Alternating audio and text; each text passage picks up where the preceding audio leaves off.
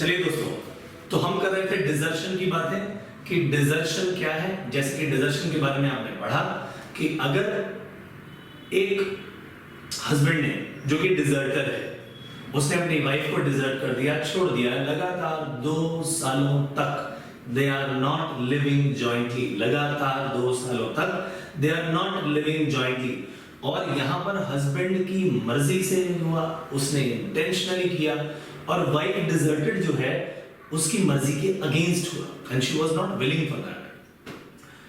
But यहां पर अगर ये 2 साल तक चलता है तो भैया आप कोर्ट में पिटिशन फाइल कर सकते हैं डिजर्शन के बेसिस पर फॉर डिवोर्स। अब सवाल यह आता है कि ऐसी पोजीशन में जो व्यक्ति डिजर्टर है उसके अगेंस्ट एक्शन होगा कि भैया तुमने अनरीजनेबल कॉज के कारण छोड़ा है। अगर कोई अनरीजनेबल कॉज है तो तुम ज्यादा जिम्मेदार हो, लेकिन ऐसे भी कुछ केसेस हो सकते हैं जहां पर रीजनेबली डिजर्ट किया गया हो। तो हम इस वीडियो में उन रीजनेबल कॉजेस को पढ़ने वाले हैं जिनके बेसिस पर डिजर्ट किया गया। पहले वो पॉइंट पढ़ेंगे और फिर कंटिन्यूटी पर बात करेंगे कि आखिरकार डिजर्शन में कंटिन्यूटी कैसे चाहिए। तो अगर वाइफ को डिजर्ट किया गया विद रीजनेबल कॉजेस, तो ऐसे 5 कॉजेस मैं आपको बताने जा रहा हूं। नंबर 1, वाइफ एक्सेप्ट कर चुकी है that she is living in adultery, she is experiencing that. तो अगर उसने एक्सेप्ट कर लिया तो भैया वो अलग कर देगा, उसे कर सकता है। दूसरा केस जहां पर वाइफ ड्रंकननेस में रहती है हमेशा, तो भैया ये भी एक ग्राउंड है जहां पर अब हस्बैंड कम जिम्मेदार होगा, वाइफ ही ज्यादा जिम्मेदार है, यानी डिवोर्स हस्बैंड लेगा और विद रीजनेबल कॉज ले रहा है। 2 बातें बता दी मैंने आपको। तीसरी बात, अब मैरिज को कंज्यूमेट करने में वो बार बार रिफ्यूजल करती है।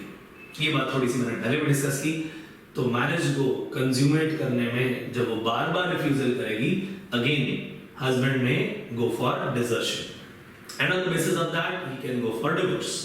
3 बातें हो गई, adultery, she is living adultery, दूसरा ड्रंकननेस में रहती है हमेशा, घर की जिम्मेदारियां नहीं निभा पाती, तीसरी बात ये कि अब वो बार बार कंज्यूमेट करने से मना करती है, जो कि एक मैरिज का बहुत बड़ा अंग है, राइट। चौथी बात ये कि जब कोई स्ट्रेंजर्स या कोई भी व्यक्ति इनडिसेंट उससे बिहेव करता है, इनडिसेंट बिहेवियर दिखाता है, तो उसको ऑब्जेक्ट नहीं करती।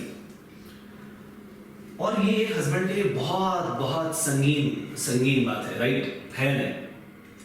तो ऐसी पोजीशन में जहां पर ये काम किया जाए और वाइफ उस चीज को ना समझे, तो ऐसे पर्टिकुलर केस में हस्बैंड उसको डिजर्ट कर भी देता है, तो भैया उसके पास रीजनेबल कॉज है इस चीज का। क्या ये बात ठीक है कि नहीं?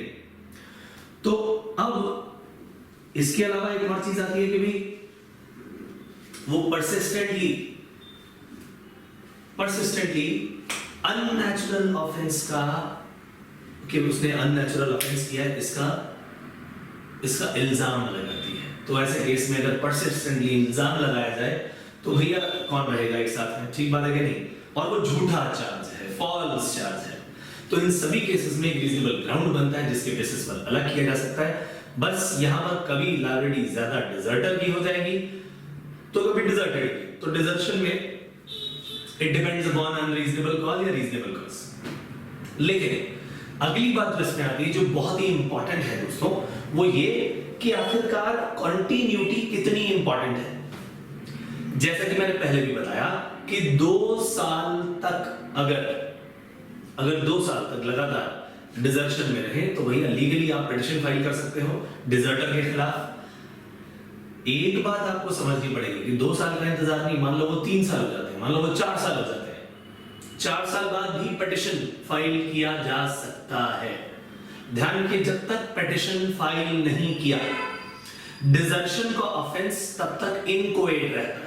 इनकोएट का मतलब क्या होता है? which is being started but not has been fully developed।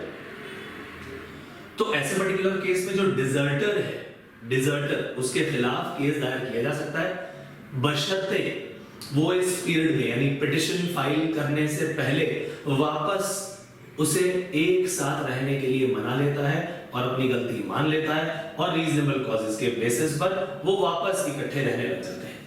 तो डिजर्शन का जो केस फाइल होगा दोस्तों, उसके लिए बहुत बेहद जरूरी है कि जो फासला है वो मेंटेन किया गया, यानी जो अलग रह रहे हैं, जो जॉइंटली नहीं रह रहे, वो मेंटेन किया गया 2 सालों तक कम से कम। उसके बाद भी आ सकता है, लेकिन पिटिशन फाइल करने से पहले तक वो जुर्म अभी पूरी तरह खत्म नहीं हुआ, शुरू कर दिया गया।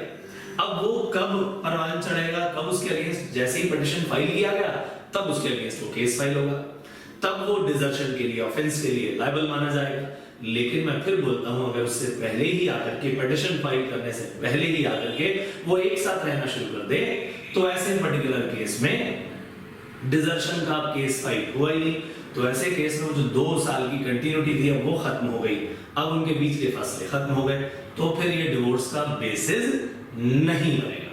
क्या बात समझ आई? तो हमने ये डिजर्शन का बचा हुआ पार्ट किया।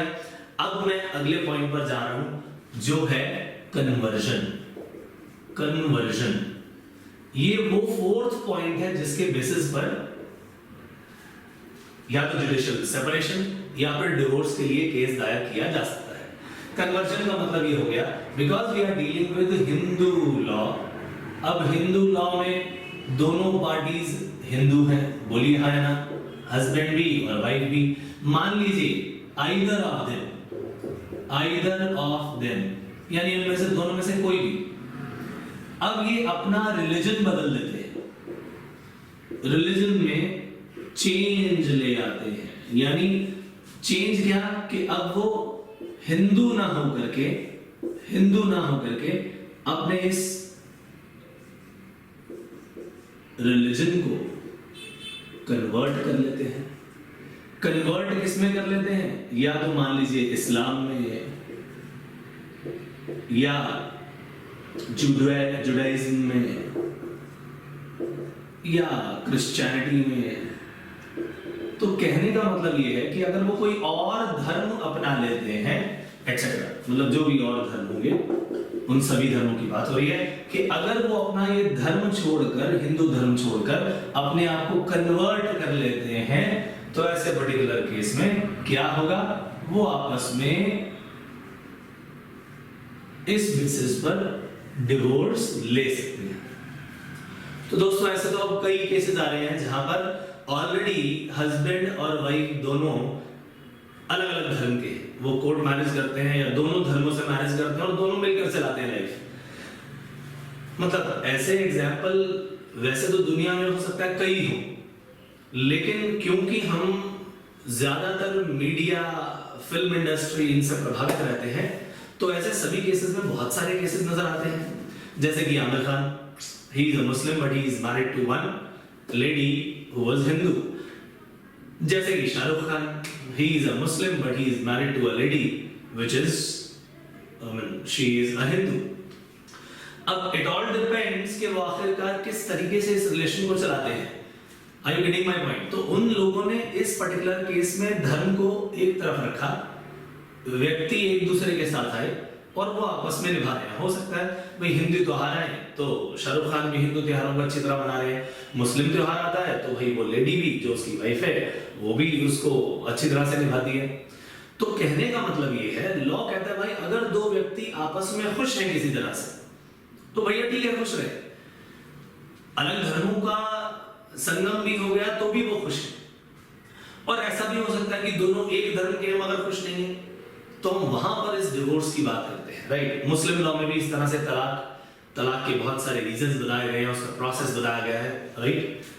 तो कहने का मतलब यहां पर ये हुआ कि कन्वर्जन जो है, ये कन्वर्जन पहले से है, पहले से नहीं है। मैं जो केसेस बता रहा हूं वो तो दोनों अलग अलग धर्मों के हैं, फिर भी मिल रहे हैं। यहां पर बात हो रही है कि भैया दोनों एक ही धर्म के हैं, लेकिन उनमें से एक व्यक्ति, क्योंकि ये लोग रिलीजन पर ज्यादा फोकस कर रहे हैं, right. Are you getting my point? ये लोग रिलीजन पर ज्यादा फोकस कर रहे हैं, तो ये लोग रिलीजन के बदल जाने से इस तरीके से नाखुश हैं कि भैया अब तो हम इस व्यक्ति के साथ रह ही नहीं सकते, क्योंकि उसने अपना धर्म परिवर्तन कर लिया है। So this is also a big reason of, big base of, big ground of divorce or judicial separation। ठीक है दोस्तों, तो हमारे 4 पॉइंट्स हो चुके हैं जिनके बेसिस पर जुडिशियल सेपरेशन या डिवोर्स लिया जा सकता है। पहला अडल्ट्री, दूसरा क्रूअल्टी, तीसरा डिजर्शन और चौथा कन्वर्शन। ठीक है दोस्तों, तो इसे नोट करिए, फिर हम चलेंगे अपने अगले काम पर।